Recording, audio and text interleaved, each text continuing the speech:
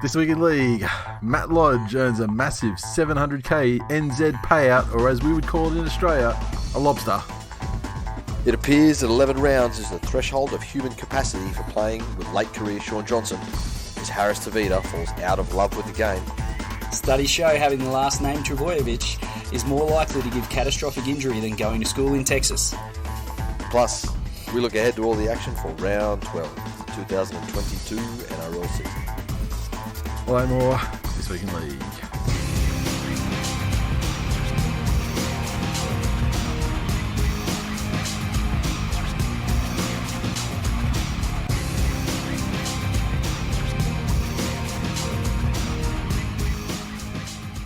Welcome to episode 466 of This Week in League. I'm Nate.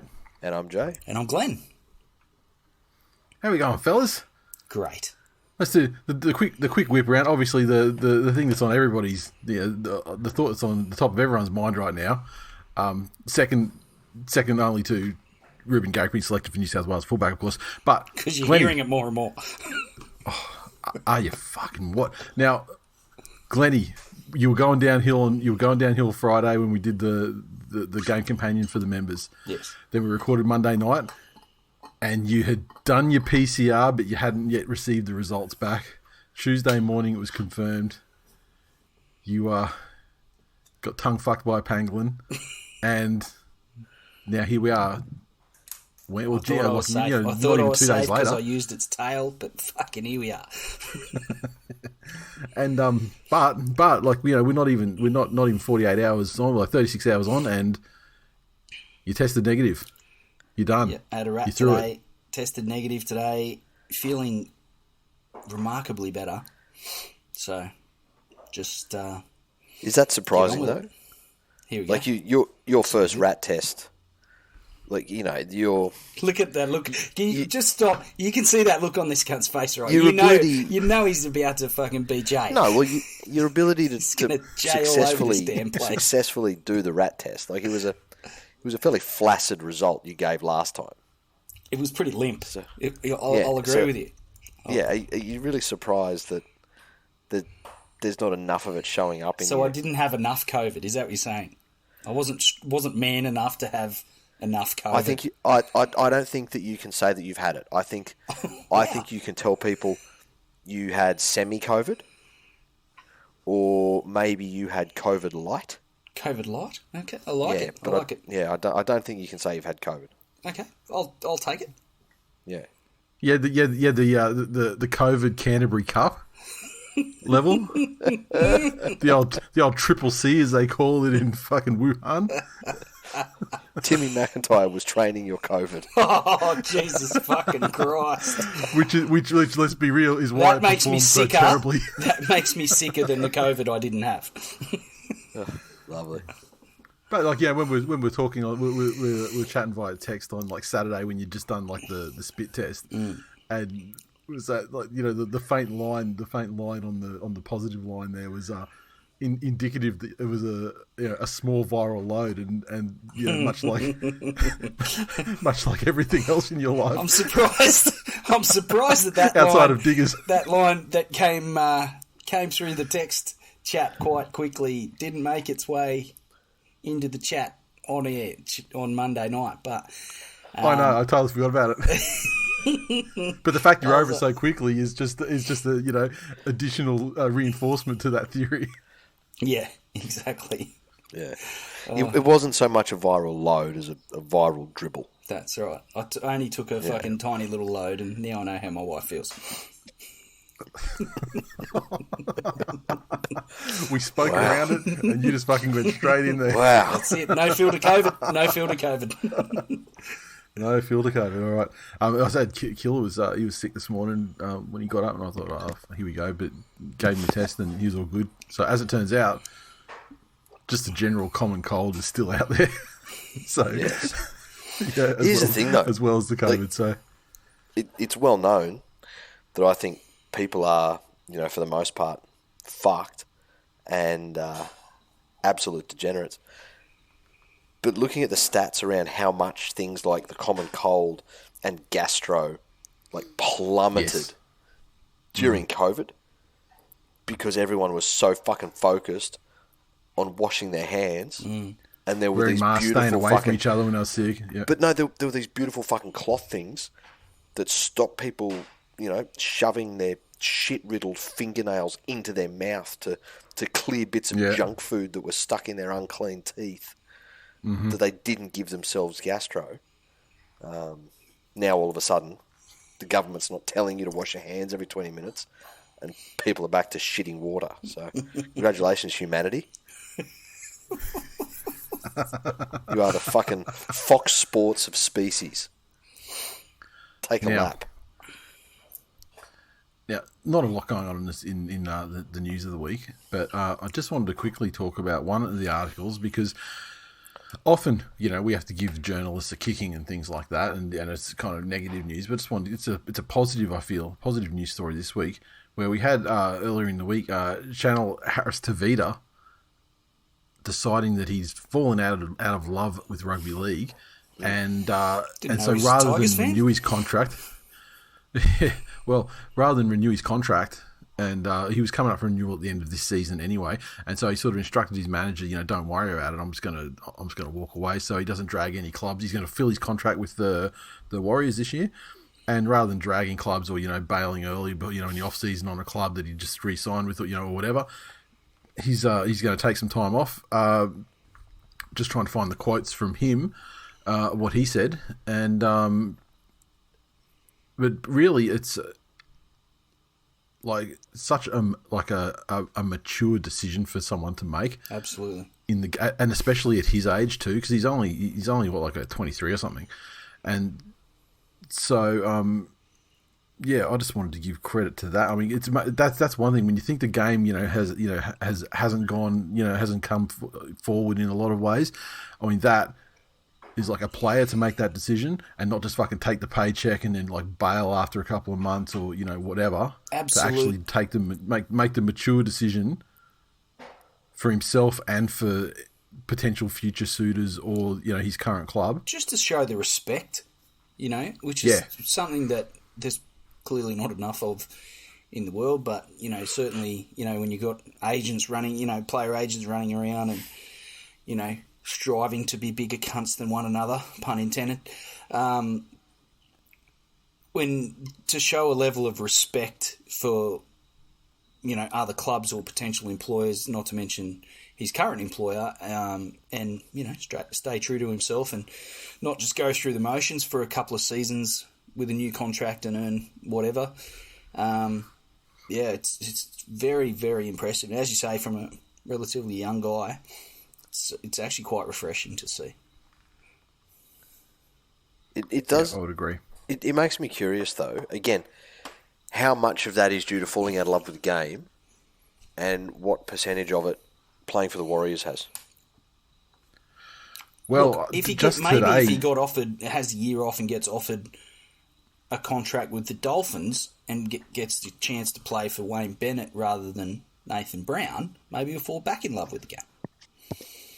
Yeah, well, Brownie, on that point, he's come out today and said that that suggestions that he's retiring from the NRL are incorrect, and it's more likely he's going to have a year in lieu, like a gap year or whatever. So he's going to go travelling, pursue some other interests. They've known about it for a couple of weeks now. I mean, because he's injured at the moment, because he got his detonated nut the other week.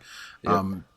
And so, he may not play rugby league again. However, to say that it's like a permanent thing is premature.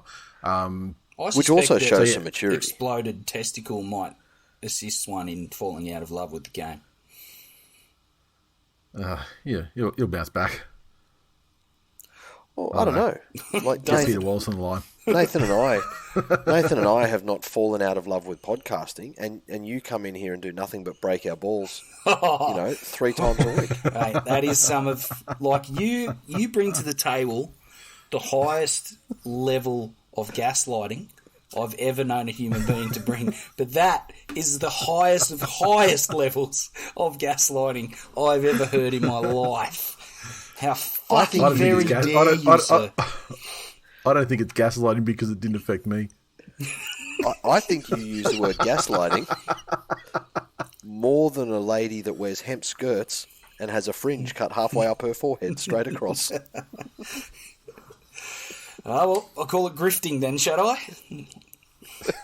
Well, he's making money per fucking insult he throws at you.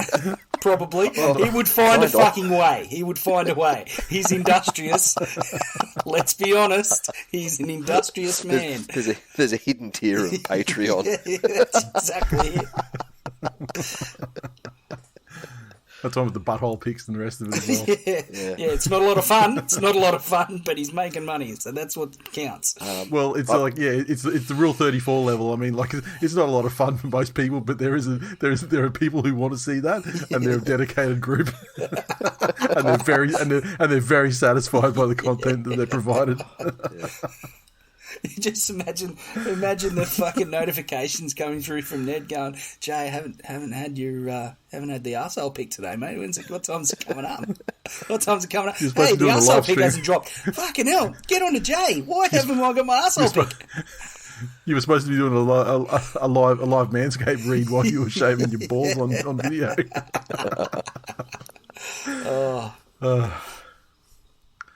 Subscribe to our Patreon. Yeah. And look, if there's enough demand, sorry. I mean, I'm sure that we could twist. I'm sure that we could twist Jay's arm. or maybe we wouldn't have to. Maybe he sent them unsolicited previously. So.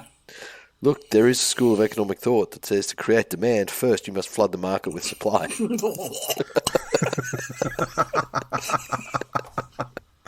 And based on the private chats, I mean, the demand hasn't really accelerated. Wouldn't say it's taken off. So perhaps that's indicative of the wider demand. I keep pace with inflation. Put it that way. Why is your missus in the background holding up a sign saying, even I don't want to see it? Stop it. She's absolutely fine to do things that I enjoy, even that she may not. For example, if I asked her to choke her, to choke me. That's called coercive control. Another sign of narcissism, mate. Go and fucking get yourself checked. Do the test. Well, no, coercive control would be, I don't know, locking her in a car. That's pretty fucking cool. Here we go back to gaslighting. Why do we have to do this? Round and round we go. Oh my God. Stay in this thing. You talk about gaslighting more than a crazy female, Glenn. Jeez. I just pointed out when it's evident. And talking to this cunt, it's evident a lot. Okay, I want to talk about football in particularly round 12 coming up, if that's cool. Let's go. Are you guys finished? Now, is your COVID filter back on, Glennie, or what? For now. Were you no COVID free? No filter. Fuck that. Yeah. All right, look at this cunt in a hurry to talk about Storm versus Manly. Fuck me dead. let's I just hate to see the two of you fight like that, especially when you're under the weather. It's not a fight. It's not a fight. I didn't threaten to go and visit him because he was elderly when I had COVID. That's not a fight. I'll show you a fucking fight. That is true. And I'm not his mum, so I don't have to worry that he would. Exactly. Right, round 12 coming up. The first game Thursday night, tomorrow night. The Melbourne Storm take on the mighty Manly Seagulls. Of course, where else but the Korean housewife in Melbourne, where all games for the Storm are played this season. Been some changes to both sides, obviously. The Melbourne Storm, late changes today. They're saying that Jerome Hughes is returning at half. However, I've heard that it's going to be kind of a game time decision. But in training today, something happened, injuring Harry Grant, so he's out with an adductor strain, and that make Brandon Smith the starting hooker, and Lewis and Jordan Grant join the bench. McDonald drops out, and the Manly side. Obviously, Tommy's injury sees Garrick shift to fullback, and after not playing for like 6 years, George Tafua returns.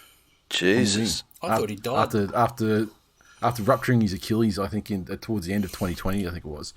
Marty Tapau not in the lineup. Now, I don't want to go so far as to say dropped, but I haven't heard any fucking wishy-washy like, oh no, he's having trouble. You know, he's come back after getting COVID. Is like, as your progress is slower than we would have liked. So there's been none of that rest talk. It's just been no to power in the lineup. So the squeaky wheel gets the grease, and I've been squeaking like a motherfucker on that one. For some reason, contrast, Morgan Harper wears number 3 jersey. He was there last year, and look, he is a negative IQ fucking moronic player, but yeah, we live in hope. We don't have any backline players left to bring into the side at the moment via injury or whatever, so we're going to have to tolerate him for at least one more week. Tell me, is it something that Manly continuously struggle with, or am I exaggerating the instances of injury-riddled seasons that they have? Like, is it something that I've exaggerated in my own head, or is it something that is genuinely a concern now? I think it's exaggerated in your head, but I mean, it seems like one in every 3 years or something like that is just a year where you just can't catch a fucking break, and this year feels like one of those. Having said that, I mean, at least this year it's been kind of not across the board. It's been forwards for a bit, and then they come back, and then it's backs, and then, you know, so at the moment it's a crisis in the back line, and that's the only reason why you would ever see the likes of Morgan Harper and George Tafua in the side. I mean, Saab's working his way, but he'd probably be back from injury probably in a week or two, and so if that were the case, if that was this week, you wouldn't see George there, for example. And I mean, there is talk that we've got KO Weeks there in 20, and he's made it through it's the early cut because of the Thursday game, so it's already cut down to the 19 players, and he's made it through that cut as well, and so they've started making moves, I think, to bring him in, and he'll probably become the future fullback understudy. So I have heard a rumour that potentially you might get Weeks onto the bench, and then Dylan Walker will go into centre instead of Morgan Harper. So I guess we'll see what happens with game time. But look, I'm not happy that Hughes is back. If he does in fact take the field, if he doesn't take the field though, I'd be supremely confident of taking this game out, even with him on the field and without Harry Grant and some of their other guys like Nelson. I mean, the Storm haven't been great the last 2 weeks. No. In fact, they've been downright fucking hopeless the last 2 weeks, to be honest. And I think a large part of that was the absence of Jerome Hughes in the side. Yep. But they've still got these guys like Seve. I've had this massive conversation on the Facebook group with every Storm fan in the world, 3 of them total. And I don't know if it's like some kind of fucking psyop or false flag or something, but they really hate fucking Marion Sevi, and they think he's the worst centre in the game. And I'm like, motherfucker, haven't you not heard of Morgan Harper? I mean, he's a real guy. I mean, there's game tape and everything. Like, it was only a couple of weeks ago. But they are convinced that and Iramia on the wing as well. They hate him. Well, they don't hate him. They think he's hopeless but potential to, because he's young. But Seve, they fucking hate him. And so, I don't know if it's like a psyop or whatever, but sure. If he's that hopeless, then let Kohler fucking exploit him. Let fucking Garrick exploit him. I mean, George, I have zero hope for. I mean, I have no idea what to fucking expect. But I guess on the flip side, the Storm have no idea what to expect from him either, because like the last time he played, laser discs were in use, and like so they've got nothing that they can play his game tape on, so they don't know. I mean, they have no idea what he can do on the field anymore. But I did see a highlight going around from I think it was one of the Manly socials. I think it was today. With him absolutely folding Munster in a brutal tackle, and look, and this may be if he plays, because I'm not 100% convinced that he's gonna play even this close to the game. But if he plays, that's what I hope to see. I mean, I hope to see him. I want to see him fold a couple of people, and go out with a couple. Like in a good way, because it's probably going to be the last chance we'll see him in first grade. And at the end of it's a longish career. I mean, like he's been about. It doesn't feel like it, but he's been around for 10 years. Yeah, wow. And so, which I saw an interview with Daly today, and he was saying that Tafua is the oldest teammate that is currently remaining in the side. I mean, obviously Foran's gone and come back, but George is like the longest teammate from that point on. So he was being kind of cagey. Did he rain man off the dates of all the games that they'd played together? No, he did not. He just said some nice things about how hard he works. I still enjoyed playing with him on Thursday, the 27th of April, 1927. I remember what he had for lunch that day. He said what a great teammate he was, and what a hard worker he is off the field, and that and if he gets to play with him this Thursday, then that would be great because he's such a great teammate and so beloved around the playing group. And with that in mind, Manly 13 plus down there in a Korean housewife, fucking bank on it. I'm actually not disappointed that both of these teams are in both a form slump and without some players, because I think it levels the playing field a little bit and might make this more of an enjoyable contest. Because if Melbourne had their full complement, then coming off the back of the two performances they've just dissed out, they would get out there and absolutely steamroll Manly. I think this one will be closer than that eventuality, but Melbourne, again, even down on the troops that they are, Melbourne are still going to be far too dominant in the forwards, and it's the Achilles heel that Manly have had throughout the entire season, and I don't see it changing this week. I think Melbourne will win by plenty. Define plenty. 18. 18. There you go. Well, there's two people wrong here. That's okay. Friday, pub slot game. Pub slot teams. Penrith Panthers take on the North Queensland Cowboys at Penrith. Now, and I get accused of fighting. You cunts have been like real passive aggressive. Stop. Just stop it. We're talking about fucking rugby league, man. What are you fucking talking about? He just said there's two people wrong. Stop gaslighting. He's wrong that Manly will win, and you're going to be wrong with your actual score prediction. Pub slot teams. Penrith Panthers take on. Pay attention, cunt. Oh yeah, but everyone knows that's not true.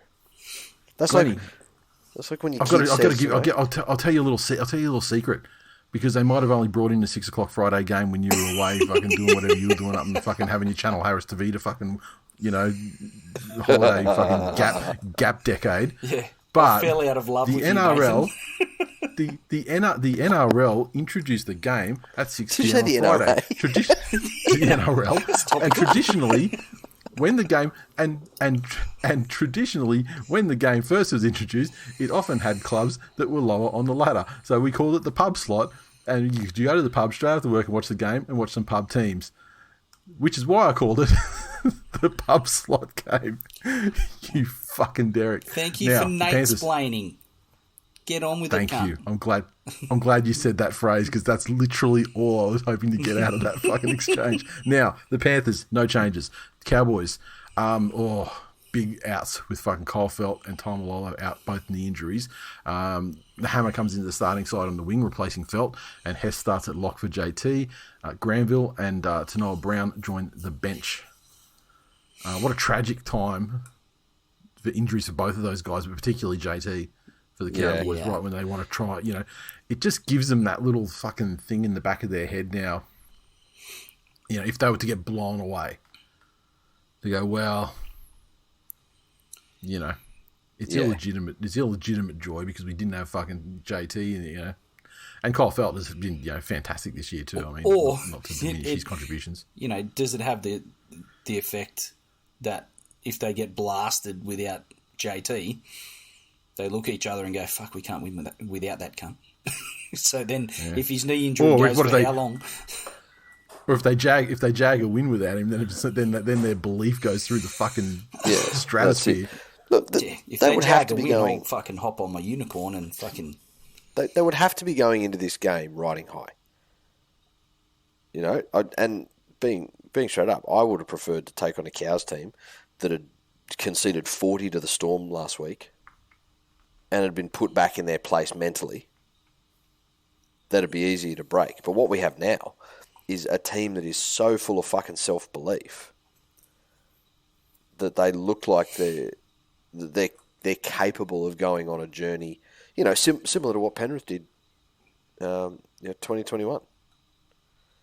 They're a team, young players, they've done okay the year before. You're comparing the Cowboys No, I'm just saying the level of self-belief they have. Right.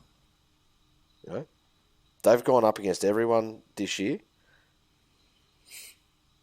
and they've gotten themselves out of some tough situations. They've stuck with the top teams throughout 80 minutes. I think over the course of an 80-minute game, Penrith are going to play at a bit of a faster pace than anybody else they've played. But, you know, they didn't win last week because the Storm were awful. The Cowboys fucking rattled Melbourne and forced Melbourne into being awful. So they weren't the recipients of some fucking good luck or they just happened to be there when Melbourne had their off night. They 100% forced Melbourne into that situation. An understrength Melbourne without half of their style. Definitely. But they still did it. I think you're understanding. I think I think Penrith, like if the Cowboys had Taumalolo in particular, but Felt is a big out as well. I don't think he changes the outcome. And don't get me wrong, you know, I'm saying that Penrith will be able to go at a much higher pace for longer than any of the teams they've faced, and I don't think they'll be able to keep up. I agree. Categorically saying that. But I think, you know, whereas last week Penrith had to put up with the Roosters for 30 minutes, I think this may be the longest that they'll ever have to stick to their game plan without getting rattled. But, yeah, Penrith 13 plus. Put your house on it. I expect the fact that it's at home, Penrith will come out of the blocks quick, and it'll be a bit of shock and awe campaign for the Cowboys, and I don't think they'll recover. And then, as you say, the pace that Penrith play out for 80 minutes, I think it'll probably get away from the Cowboys towards the end of the game. I expect Penrith to win by 24 to 30 points.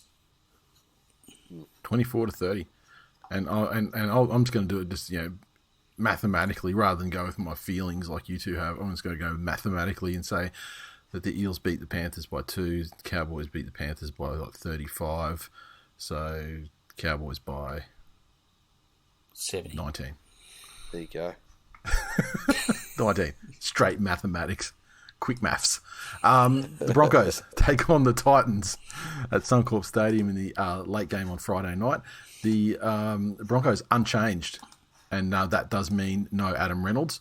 The Titans side, Philip Sammy is out with a knee injury, so Brian Kelly comes in there. Jolliffe joins the bench. SASA drops to the reserves.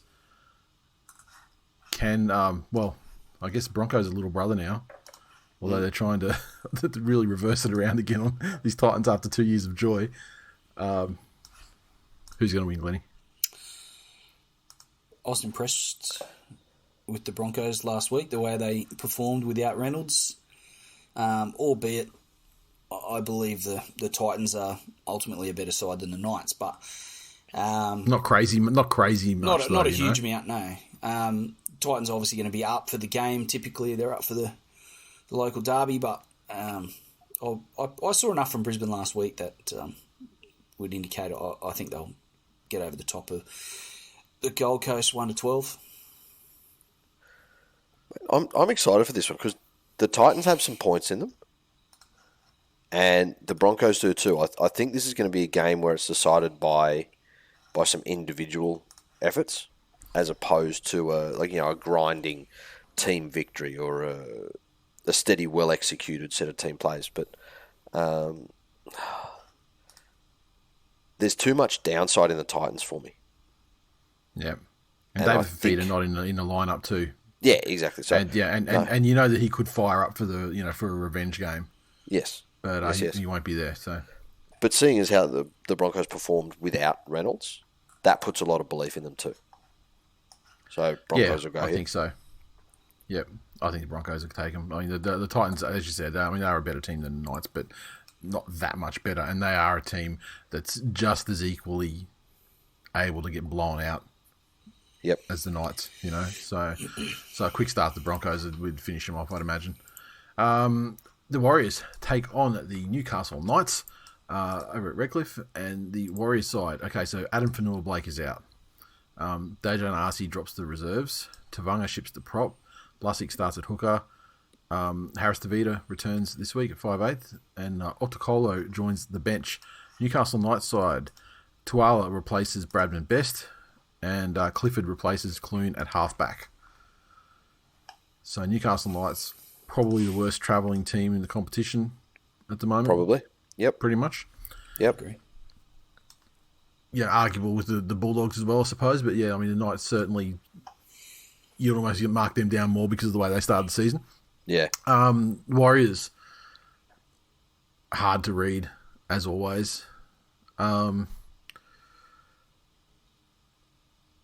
It's tough. I mean, like, the Knights have trouble scoring points. The Warriors have trouble defending them. Yep. Warriors can score points. Yep.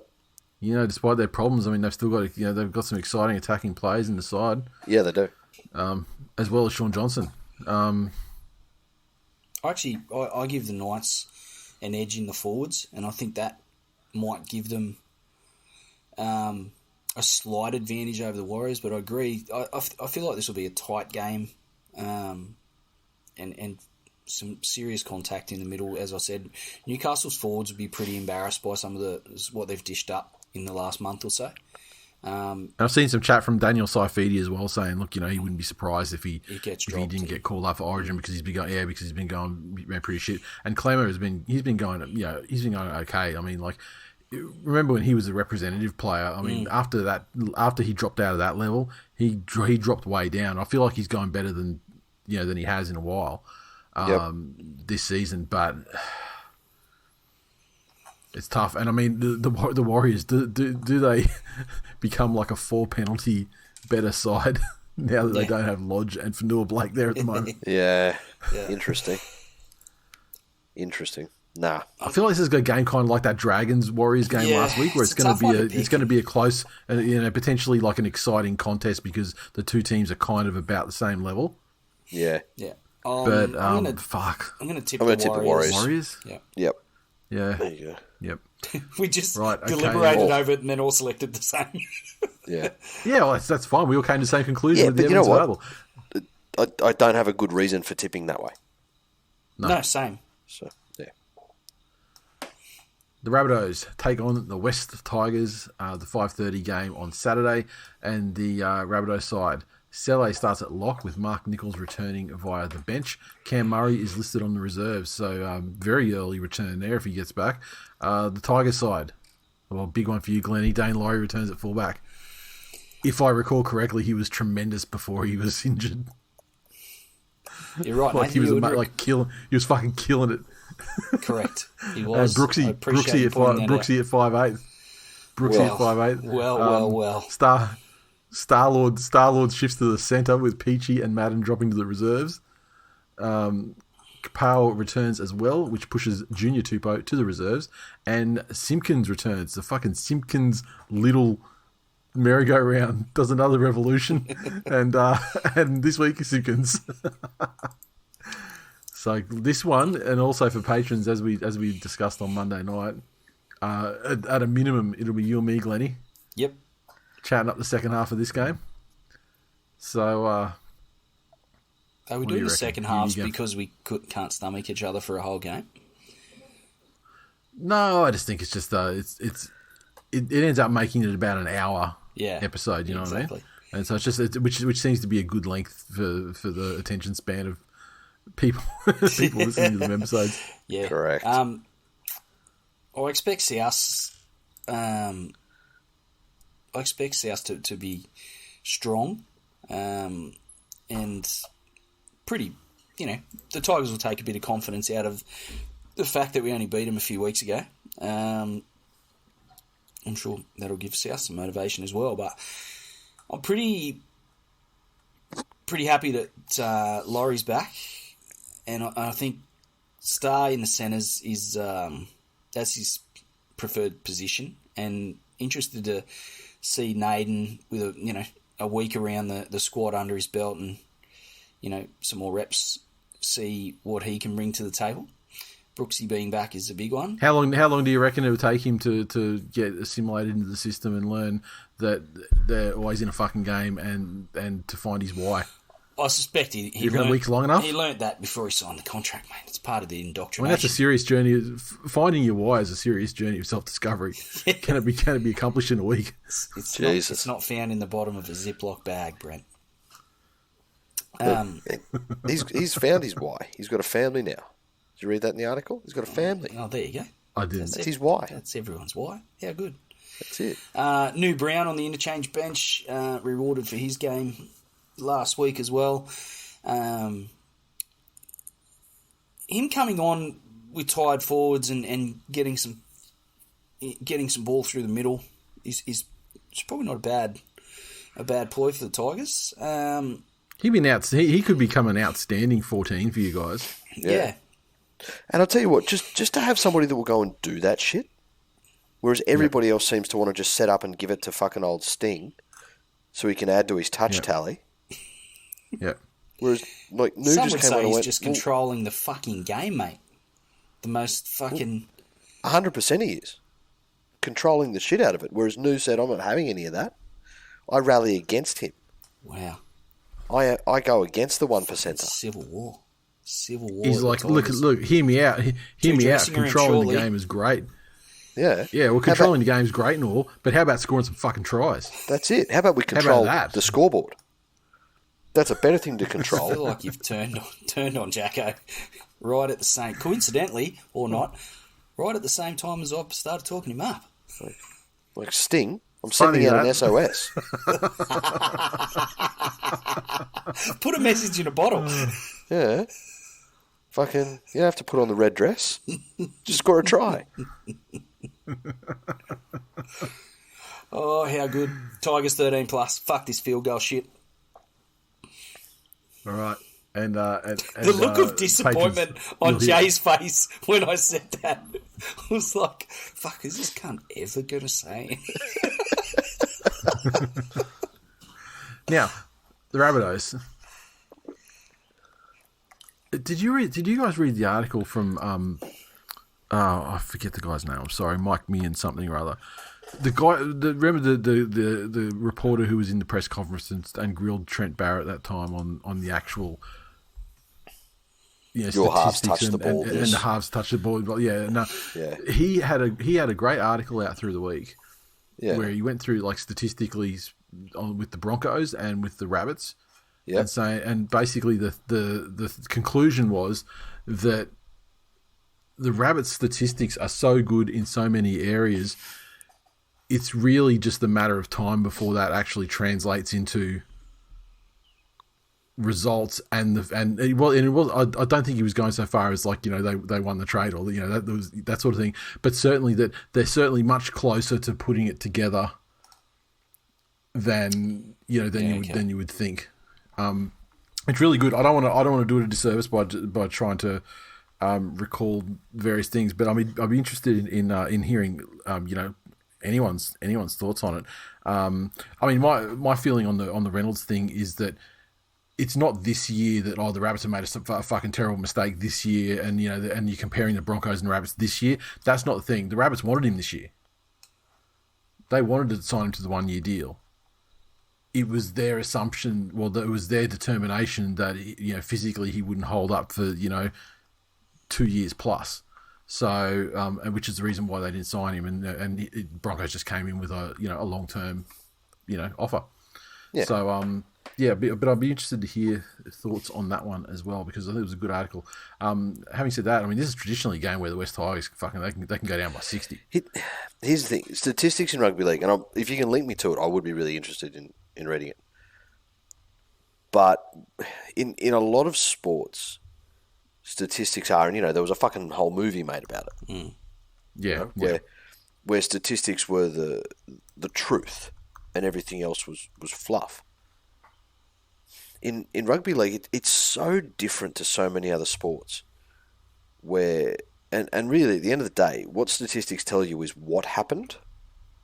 They don't necessarily tell you why. And I think in rugby league, the why matters a lot more, or the nuance of events, or the nuance of statistics. So, for example, like take a basketball game, right? If you foul an opposing player and they're not shooting, then they get another possession. If you foul them while they are shooting, then they get 2 shots or 3 shots. Yeah. Until you get to the stage, but what matters is no matter where on the court you foul them, the outcome is the same. Whereas rugby league, just in that category alone, has the added nuance of where on the field it happens. And how often that result in a 20-metre zone as compared to in your own 20-metre zone differs in a potential outcome. So there's so much more fucking nuance in stats.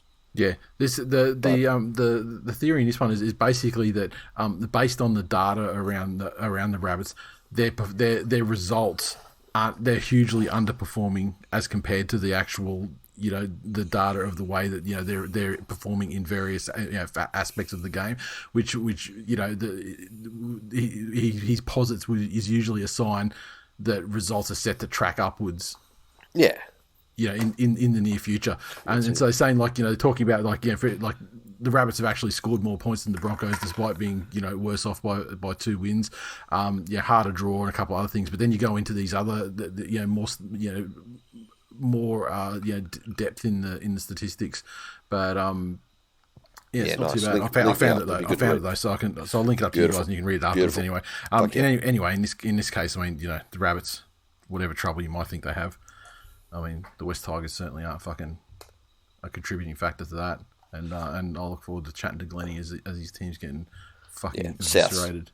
South's 13+. South's by plenty. Is Noffa back? Oh no, that might be tough to go down that side. Pack of cunts. If Noffa's not back, I can't believe you. Yeah, but they're dummy like this. Yeah, it's the first time it's ever happened. The Sharkies take on the Roosters Saturday night, PointsBet Stadium. Kennedy returns at fullback, which pushes Miller to the reserves. I mean, great debut, but now the man's back, and that pretty much restores the Sharks to their successful configuration. The Roosters side, Tupanua replaces Egan Butcher on the bench after missing last week with a head knock, and otherwise, that's it. Yeah, fuck. Look, the Roosters were well improved last week. And again, stuck with the form team in the competition for a good 30 minutes. I think if they can hold their structure and hold their nerve a little bit against Cronulla, then that will go a long way to winning them this match. No matter if it was the good old-fashioned, grit and grind Cronulla Sharks or this newer, we'll throw just some raw athletic talent at you. If you try and beat Cronulla at their own game, you'll lose.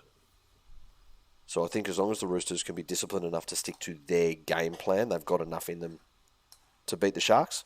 But the minute they get loose around the edges and try and get in a dogfight here, they're done for. So I think the Roosters should be too strong.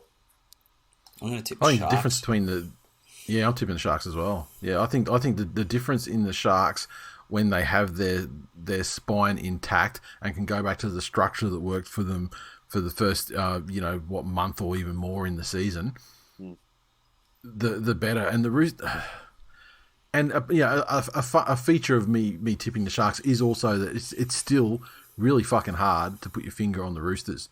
I mean, they'll have a good performance. Like, I mean, they can take a solid 30 minutes out of that game against the Panthers, and some bad luck against the run of play and that sort of thing.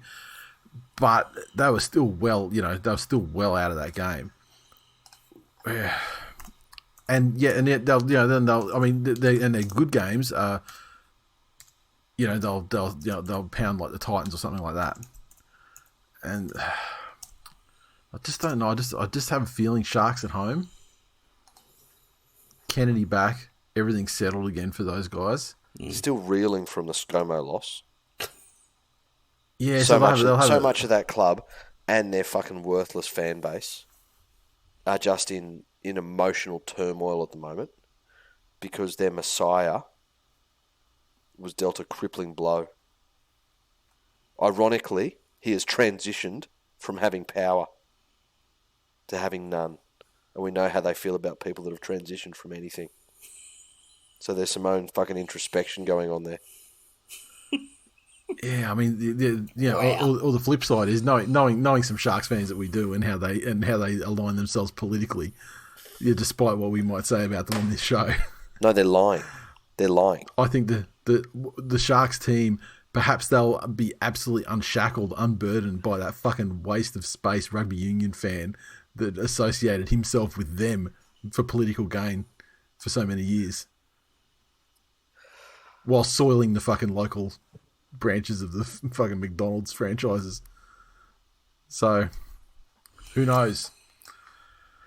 I can't believe you didn't Manly take the didn't get fucking good again until we got rid psyops. of Tony Abbott. You didn't take the psyops from fucking the Storm fans, but Yes. you've drunk the fucking Sharks fans' Kool-Aids that they mixed and stirred with the biggest fucking silver spoons you've ever seen. Fuck. Oh, fuck. Sharkies. Sharkies 13 Sharkies doing plus. comfortably. Moving on to Sunday, the Doggies take on the Dragons. And the Dragons, let's go to the team list because I know there was some fucking fuckery afoot there. So, firstly, the Doggy side. Addo-Carr returns to the wing. Ockenbaugh drops to the reserves. What a glorious fucking day it is for the Doggies fans on that one. But, you know, the rugby league gods give and they take, and Corey Waddell is back as well. And straight into the starting lineup, so it's not just Trent. And that pushes Stimson out of the 17. The St. George Illawarra Dragon side, Mako returns in the number 14 jersey on the bench, which means that Jaden Sullivan is out of the side. And I know that one has got the Dragons fan base fucking steaming. So, I think the Dragons aren't. I think they're in a reasonable form. Yeah, I think they should be far too strong, even based on what they just showed last week. I think they'll be far too strong for the Dogs. Yeah, I mean it's once again the Dogs are so they're hard to put a finger on. I mean you just got to look what they've achieved this year, like nothing. I expected, I can't say I hoped for it, but I mean I anticipated some sort of reaction to the Barrett removal, and really it wasn't a great one. I mean, like they were probably down on what they've shown as their played 10 minutes of footy. Like they played 10 best. minutes of good attacking footy against the Tigers when the Tigers were a man down. Yeah, exactly. So again, Doggies, terrible trouble putting points on the board. You know, you'll get Birdo combining with Addo-Carr, like you'll put a kick through or something, and it's good for a try or two a game. But outside of that, I just don't know. I think the St. George Illawarra Dragons are being led around, very well by Ben Hunt at the moment. Even when they don't go so well, I mean, that guy is clearly the heart and soul of that side. Cody Ramsey, Looking around, fine like when he's delivered. Quick fucking poll, right? If you had to look around at players that can put a team on their back at the moment, is Ben Hunt top 5? Is he better than top 5? I'd give him top 5. I guess. I don't know. I mean, it's also like he's he's very practiced at it because there's been a lot of time where he's been one of maybe 5 fucking quality players in the entire side. Oh yeah, no, I'm not talking about how he got there, but there aren't a lot that I've seen this year take a fucking team of ratchet fucks and drag them kicking and screwing. Like that fucking comment you made when we did, was it Dragons versus Tigers? Yeah. The only reason the Dragons were behind is that Ben Hunt couldn't pass to Ben Hunt. Yeah. Yeah. Fuck, he's having a standout season. So. Yeah, and look, Cody Ramsey continues to deliver on what they, what the Dragons fans had expected. I mean, last week was fantastic and better, the best performance of his career by far. And like I was off him because last year they sort of bring him in on the wing and he was hopeless. But just the way, the confidence he was showing, the way he was backing himself, obviously a good player with great speed, footwork, etc. He's only going to get better. Sully is going pretty well. I mean, you could fucking learn to offload. Developing an offload wouldn't kill him, but he's playing like he's definitely like another forward out there. When they're cutting the ball, back out of their own end, and he's making like the post contact meters and everything and dragging defenders is. What you expect from him. I mean, he just needs to get an offload together or something so they can capitalise on what he's doing.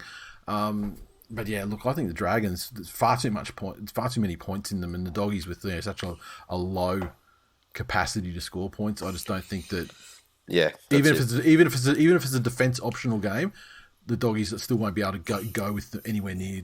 And I don't think the Dogs are putting forth the defensive resilience that you could probably give them some credit for earlier in the season, even with all the criticism around the fact they couldn't score points and they bought all these players and all the rest of it.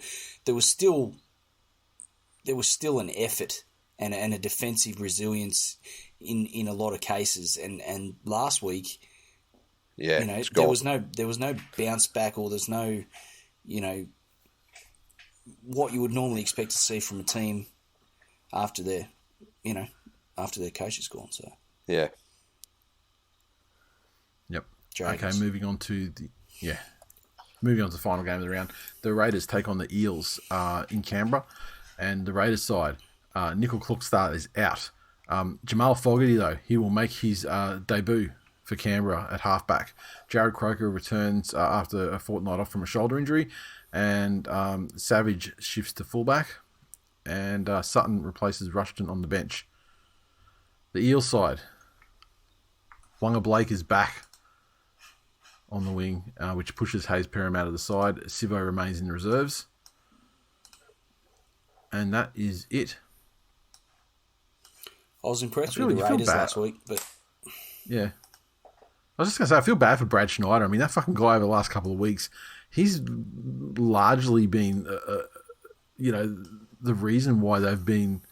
Yeah, their attack has been going so well. I mean, that guy has given everything for that club, yeah. And I mean, he was only put in as an afterthought last week, and after being shifted out, and then got moved back in there just prior to the game time, and again this week he's in 18, and so it's weird. Like a dude jumps in there, and especially for a guy like obviously Jamal Fogarty was purchased over the off season, from the Titans to do the job, potentially long term for the Raiders, but we'll see what he's got. Does anyone see an upset here? I think Para is far too strong for Canberra. I think Canberra, torched South last week and were impressive in doing so, but Para's another level up for them, and I don't think they've got that in them. Yeah, I don't respect the Eels, but I'm not sure the Canberra Raiders are at that level. But fuck, I mean, like if they, maybe the last week or so, for the Raiders where it feels like they've almost turned things around a bit, maybe that form isn't a lie. Mm-hmm. I mean, that game where they had to dig in against the Sharkies with guys off the field, maybe that can prove to be a fork in the road for them and cleanse them of some demons. But look, the Eels, the Eels have had the Eels have had a terrible couple of weeks, and I think they're going to want to try to get back closer to the team that beat the Panthers rather than where they sit at the moment. I'd agree. Yeah. So yeah, Canberra. No, I think it's a legitimate concern. It's half the battle won to be able to get up and beat the good teams. But you're going to have to beat more than two teams in a final series. Mm-hmm. And for them to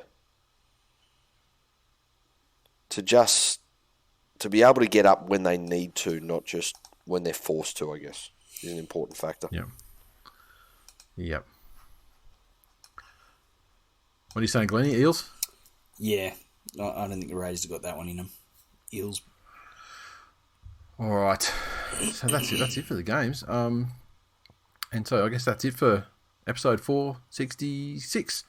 That's us. I haven't updated the number on the episodes. I have to fucking do the mental math. Because we've got different episodes for the fucking Wednesdays and the Monday files. If you want to support the show, feel free to become a patron. Join us at patreon.com/TWiL Nation. Additional content. And depending on levels, there's merch drops and more coming. And where are we now? We're coming into late May, so it's not too far before we get the first merch drop off to the top 2 tiers as well. So looking forward to that one. And yeah, it's just a good time. And patrons, by the way, or anyone for that matter, I mean, feel free to drop us a message. If you want to pass a comment while if you're watching the game on Saturday evening, and you want to pass a comment to me and Glennie while we're watching the game as well, feel free. Shoot through a message through Patreon or whatever method you like. If the Tigers are winning, send your messages. If the Tigers are not, fuck off. Well, if the Tigers are not winning, or if the Tigers are losing, what you've just done, Glennie. Then perhaps the mood might get a bit somber there, Glennie. But if you want to send us any talking points or anything like that, you want to hear us talk about while we're shooting the shit, while we're watching the footy, feel free. You're very welcome to. And that's it. How good. Talk to you next week. Let's roll. See ya. Later.